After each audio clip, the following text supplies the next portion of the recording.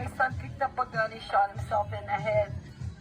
And his girlfriend went to the house to check on him. She heard the shot, but she didn't know because if it was 4th of July, so she didn't know there was fireworks. It came down that Anthony picked up a gun and shot himself. But he would have survived if my nephew came home. She went to their job. They all worked together and told them, come home, something happened. I heard a gunshot. They came home. My nephew came home, found Anthony, called 911. The first thing they told him, remove the weapon, put it in the backyard. That's the first thing he did. He put the gun in the backyard. So 911 operators talking to the cops knew that Anthony did not have the weapon in his hand. And my nephew actually thought Anthony was dead. Eventually, Anthony woke up and he got up and he went to the front of the house. He stood in front of the house. There's video cameras my neighbors had that contradict everything that the cops said. Oh, he came out aggressively with his chest sticking out, pointed the gun at us, and we had no choice but to shoot. We were in fear for our lives. That's what they always say.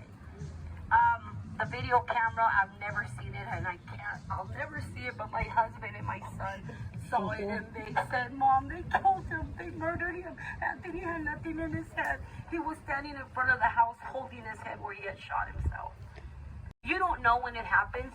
The pain is just so great. You're in such an ugly, dark place. You just don't know. All I know is that my son was gone, and I was hurting. And I came home running to his room looking for him, and he wasn't there. My family had came to the house, and they cleaned up all the blood. He had shot himself. They found him. I guess when my nephew found him, he had a picture of myself and my husband on his chest when he shot himself.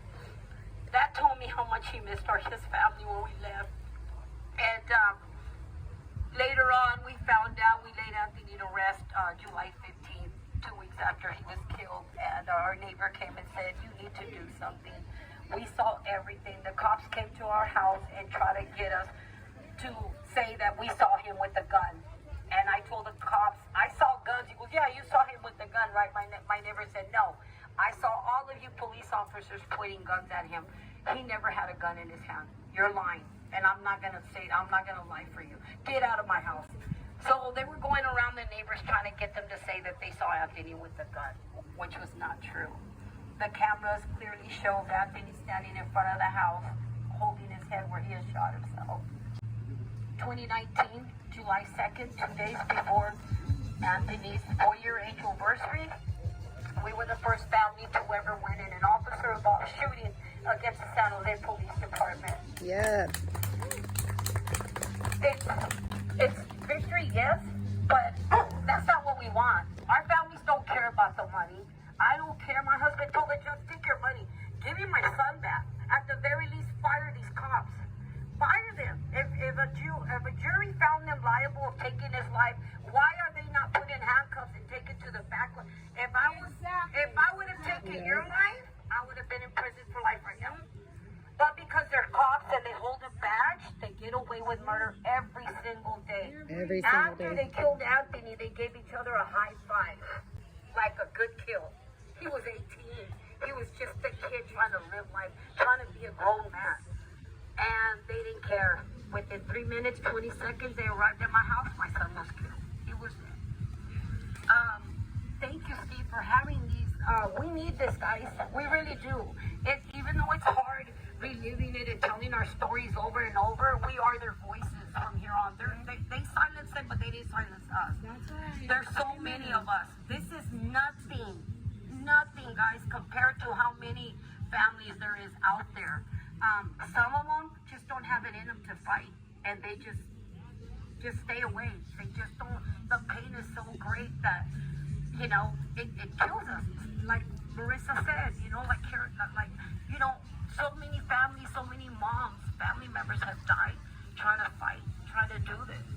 I will never stop fighting. They will never silence me until my last breath, and I know my husband and my family will continue fighting for him and mentioning his name because his story is still being told at the San Jose courts.